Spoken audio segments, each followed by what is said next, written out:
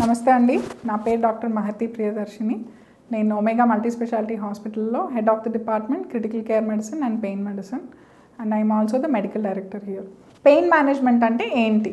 So పెయిన్ని management చేసే డిపార్ట్మెంట్ని pain management అంటామండి. So pains నేను ఇప్పుడు ఈ వీడియోలో కామన్గా వచ్చే పెయిన్స్ గురించి చెప్తాను. బాడీలో హెడ్ టు టో చాలా రకాల పెయిన్స్ ఉంటాయి, వాటికి చాలా రకాల ట్రీట్మెంట్స్ ఉంటాయి, కానీ కామన్గా వచ్చే ప్రాబ్లమ్స్కి ఏం చేస్తామని చెప్తాను.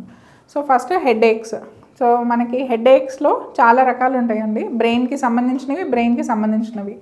సో హెడేక్స్తో వచ్చినప్పుడు ఫస్ట్ ఇవాల్యుయేషన్ అవుతుంది, క్లినికల్ ఎగ్జామినేషన్. అంటే హెడేక్ వచ్చినప్పుడు లైట్ చూడటానికి ప్రాబ్లం ఉంటుందా, విజన్లో ప్రాబ్లం ఉంటుందా, డబుల్ విజన్ వస్తుందా, ఇలాంటివి సిమ్టమ్స్ చూసుకోవటం. నెక్స్ట్ అది నెక్లో ఇష్యూ ఉండటం వల్ల హెడేక్ వస్తుందా, లేకపోతే మైగ్రేన్ ఇష్యూస్ ఉన్నాయా, టెన్షన్ హెడేక్సా, క్లస్టర్ హెడేక్సా. సో ఇవి ఇవాల్యుయేట్ చేసుకుని దానికి సంబంధించిన మందులు స్టార్ట్ చేస్తాం. మందులు స్టార్ట్ చేసి కూడా pain more than 4 to 5 times a month వస్తుంది అంటే కనుక ఎంఆర్ఐ స్కాన్ చేసి ఇవాల్యుయేషన్ ఉంటుంది. Next common pains, neck pains.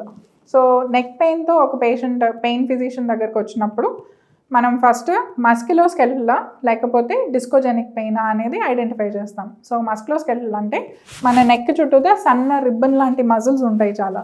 So ఈ మజిల్స్ స్ట్రెయిన్ అవటం వల్ల, ఐవి స్ట్రెయిన్ మన బ్యాడ్ పోస్చర్ వల్ల అవ్వచ్చు, ఫోన్ చూడటం, మనం తల ఉంచుకునే కిందకి ఫోన్ చూస్తూ ఉంటాము. సో దానివల్ల మన హెడ్ వెయిట్ కూడా నెక్ మీద పడుతుంది.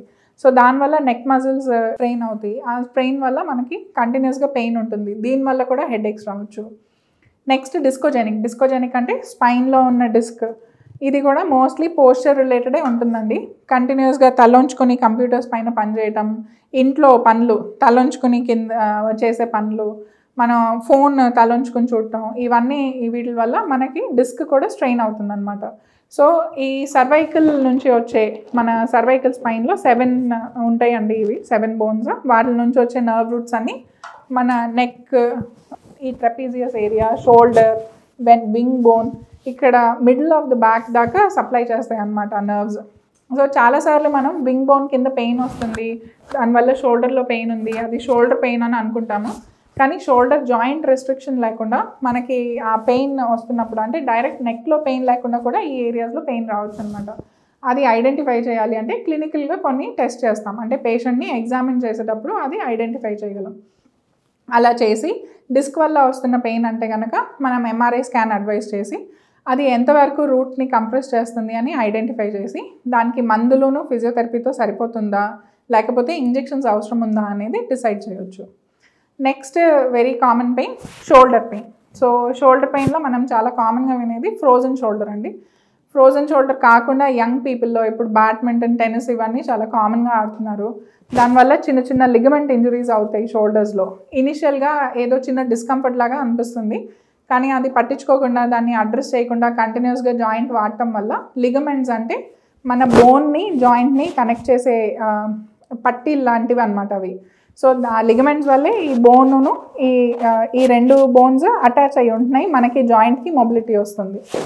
సో ఆ లిగమెంట్ ఇంజరీస్ని ఎర్లీగా ఐడెంటిఫై చేసి ట్రీట్ చేయకపోతే అవి క్రానిక్ టియర్స్గా కన్వర్ట్ అవుతాయి. క్రానిక్ టియర్స్ అయిపోతే కనుక వాటిని కంపల్సరీ సర్జరీ చేయాల్సి వస్తుంది. అదే మనం ఎర్లీగా ఐడెంటిఫై చేస్తే పిఆర్పి ఇంజెక్షన్స్ ఇవ్వటం వల్ల లిగమెంట్ ఇంజరీస్ హీల్ అయ్యే ఛాన్సెస్ బెటర్గా ఉంటాయి. సో స్పోర్ట్స్ ఇంజరీస్లో PRP treatment early in pain చాలా హెల్ప్ఫుల్ అవుతుంది. ఒకవేళ కంప్లీట్ టియర్స్ ఉన్నాయి అంటే కనుక అది కూడా ఎంఆర్ఐ స్కాన్స్ చేసి మనం ఐడెంటిఫై చేయొచ్చు ఏ డిగ్రీకి ఉన్నాయి అని చెప్పేసి. నెక్స్ట్ కామన్ కండిషన్ షోల్డర్ పెయిన్కి ఫ్రోజన్ షోల్డర్. ఫ్రోజన్ షోల్డర్ అంటే జాయింట్ యూజువల్గా ఎల్డర్లీ సైడ్ అంటే 40-45+ నుంచి చూస్తాం మనం ఫ్రోజన్ షోల్డర్ ఇష్యూ. షుగర్ ఉన్న పేషెంట్స్లో, స్మోకర్స్లో ఈ ఫ్రోజన్ షోల్డర్ ప్రాబ్లం ఎక్కువ ఉంటుంది. సో అందులో ఏమవుతుందంటే ఫ్రోజన్ షోల్డర్ అంటే జాయింట్ ఫ్రీజ్ అయిపోతుంది, జాయింట్ మొబిలిటీ తగ్గిపోతుంది, మనం చేయి పైకి ఎత్తడానికి ఇబ్బంది అవుతుంది, చేయి పూర్తిగా పైకి లేపలేము, తల దూకోలేము, షర్ట్ బటన్స్ పెట్టుకోవడానికి కష్టం అవుతుంది, బ్యాక్ రీచ్ అవడానికి కష్టం అవుతుంది. సో ఈ అంతా జాయింట్ రెస్ట్రిక్షన్ వచ్చినప్పుడు యూజువల్గా ఫ్రోజన్ షోల్డర్ ఉండే రిస్క్ ఉంటుంది. అందులో ఏమవుతుందంటే జాయింట్ క్యాప్స్యూల్ మొబిలిటీ తగ్గిపోతుంది అతుక్కుని. సో ఫ్రోజన్ షోల్డర్కి కూడా మనం ఫిజియోథెరపీ మెడికేషన్స్ చేస్తాము, దాంతో తగ్గలేదు అంటే కనుక ఇంజెక్షన్స్ ఇవ్వచ్చు. జాయింట్ ఇంజెక్షన్స్ ఇవ్వటం వల్ల ఏ అయితే స్టిక్కీనెస్, స్టిఫ్నెస్ వచ్చిందో దాన్ని బ్రేక్ చేయొచ్చు. సో దీంతో కూడా మనకి ఇంప్రూవ్మెంట్ వచ్చే ఛాన్స్ ఉంటుంది. నెక్స్ట్ కామన్ ప్రాబ్లం లో బ్యాక్ పెయిన్. సో లో బ్యాక్ పెయిన్కి చాలా కాంపనెంట్స్ ఉంటాయండి. మనం చాలా కామన్గా వినేది సియాటికా పెయిన్. సియాటికా అంటే నడుములో వచ్చే నొప్పి కాల్లోకి రేడియేట్ అవుతుంది అనేది అందరూ సియాటికా అంటారు. కానీ ట్రూ సియాటికా అంటే సియాటిక్ నర్వ్ పైరిఫార్మిస్ అనే మజిల్ మధ్యలో నొక్కుకొని పెయిన్ రావటం. ఇది కామన్గా మనం చూసేది యంగ్ పాపులేషన్లో. సర్ప్రైజింగ్లీ అంటే యంగ్ మేల్స్ పాకెట్లో పర్స్ పెట్టుకుని బైక్స్ డ్రైవ్ చేయటం, కార్స్ డ్రైవ్ చేయటం చేసే వాళ్ళలో ఇది ఎక్కువ చూస్తాం అనమాట. సో ఇది డిస్క్ ప్రాబ్లం వల్ల వచ్చిందా లేకపోతే సియాటిక్ నర్వ్ పైరిఫార్మిస్ సిండ్రోమ్ వల్ల వచ్చిందా అనేది కూడా మనం క్లినికల్ ఎగ్జామినేషన్తోనే ఐడెంటిఫై చేయొచ్చు. పేషెంట్ని ఎగ్జామిన్ చేస్తే అది కండిషన్ని డిఫరెన్షియేట్ చేయొచ్చు. పైరిఫార్మిస్ సిండ్రోమ్కి యూజువల్గా ఫిజియోథెరపీ మెడికేషన్స్తో చాలా రిలీఫ్ వస్తుంది. ప్లస్ లైఫ్ స్టైల్ చేంజెస్ అంటే ఈ పాకెట్లో పర్స్ పెట్టుకోవటం, కూర్చునే పోస్చర్, కూర్చున్నప్పుడు షోల్డర్ స్ట్రైట్ పెట్టి కూర్చోవటం, ఇవన్నీ పాటిస్తే డిఫరెన్స్ వస్తుంది. అదే డిస్క్ ప్రాబ్లం అనుకోండి, మనం ఎంఆర్ఐ స్కాన్ చేసి డిస్క్ ఎంతవరకు ప్రొలాప్స్ అయ్యి ఉంది, రూట్ కంప్రెషన్ ఎంతవరకు ఉంది అనే దాన్ని బట్టి ఫిజియోథెరపీతో సరిపోతుందా లేకపోతే ట్రాన్స్ఫోరామినల్ ఎపిడ్యూరల్ స్టీరాయిడ్ ఇంజెక్షన్ అంటామండి. అంటే చిన్న నీడిల్తో, మన వెంట్రుకంత సన్న నీడిల్తో ఈ నర్వ్ రూట్ దగ్గరికి వెళ్ళి అండర్ ఫ్లోరోస్కోపీ గైడెన్స్ మనం డ్రగ్ డిపాజిట్ చేస్తాం అనమాట. ఆ డ్రగ్ లో చిన్న డోస్ స్టీరాయిడ్ ఉంటుంది, చాలా చిన్న డోస్. సో దానివల్ల మన బ్లడ్ షుగర్స్ ఎఫెక్ట్ అవటం కానివ్వండి, స్టీరాయిడ్ అదర్ ఎఫెక్ట్స్ రావటం కానివ్వండి ఏమి ఉండవు. ఎందుకంటే just 1 or 2 mg of steroid use చేస్తాం. అది డిపాజిట్ చేయటం వల్ల ఈ డిస్క్లో ఉన్న వాపు, నరంలో ఉన్న వాపు తగ్గి మనకి చాలా పెయిన్ రిలీఫ్ వస్తుంది. బ్యాక్ పెయిన్లో ఇంకొక కాంపనెంట్ ఎస్ఐ జాయింట్ పెయిన్. ఇది సాక్రోఐలియాక్ జాయింట్ అంటే ఇది మన హిప్ బోన్, ఇది సాక్రమ్ అంటే ఎండ్ పార్ట్ ఆఫ్ మన స్పైన్. సో టెయిల్ బోన్ అని కూడా అంటాం దీన్ని. సో వీటి రెండింటి మధ్యలో కూడా ఒక జాయింట్ ఉంటుంది, ఎస్ఐ జాయింట్ అని. ఎస్ఐ జాయింట్ కూడా మన రొటీన్ ఎల్బో, నీ జాయింట్ లాంటిది కాదు, కానీ it's a big joint. So SI joint కూడా యూజువల్గా పోస్చర్ రిలేటెడ్ ఇష్యూస్ వల్లే స్ట్రెయిన్ అవుతుంది. ఎస్ఐ జాయింట్ ఐడెంటిఫికేషన్ కూడా క్లినికల్ ఎగ్జామినేషన్తోనే అవుతుంది. మనకి ఎక్స్రేస్, ఎంఆర్ఐస్ వీటిల్లో ఎస్ఐ జాయింట్ ఆర్థరైటిస్ ఉంటాం అంత ఈజీగా కనిపించదు అనమాట. సో ఎస్ఐ జాయింట్ ప్రాబ్లం ఉన్నప్పుడు కూడా ఎస్ఐ జాయింట్ ఇంజెక్షన్ ఇచ్చి దానికి రేడియో ఫ్రీక్వెన్సీ అబ్లేషన్ చేసి మనం ఆ పెయిన్ తగ్గించవచ్చు. నెక్స్ట్ కామన్ పెయిన్స్ నీ పెయిన్స్ అండి. సో నీ పెయిన్స్కి స్టేజ్ 4 ఆర్థరైటిస్, ఎల్డర్లీ పాపులేషన్ అంటే 60sలో ఉన్న పీపుల్కి best is to go for knee replacement. కానీ ఎర్లీ ఆర్థరైటిస్ ఉంది, very young people, early stages of arthritis ఉన్నాయి, స్టేజ్ 1, 2 ఆర్థరైటిస్ ఉన్నప్పుడు మనం ఈ ఇంట్రాఆర్టికులర్ ఇంజెక్షన్స్ ట్రై చేయొచ్చు. అంటే పిఆర్పి థెరపీ కానివ్వండి, హైల్రానిక్ ఇంజెక్షన్స్ కానివ్వండి, అవి కార్టిలేజ్ మన మోకాల్లో గుజ్జుకి హెల్ప్ చేస్తాయి అన్నమాట.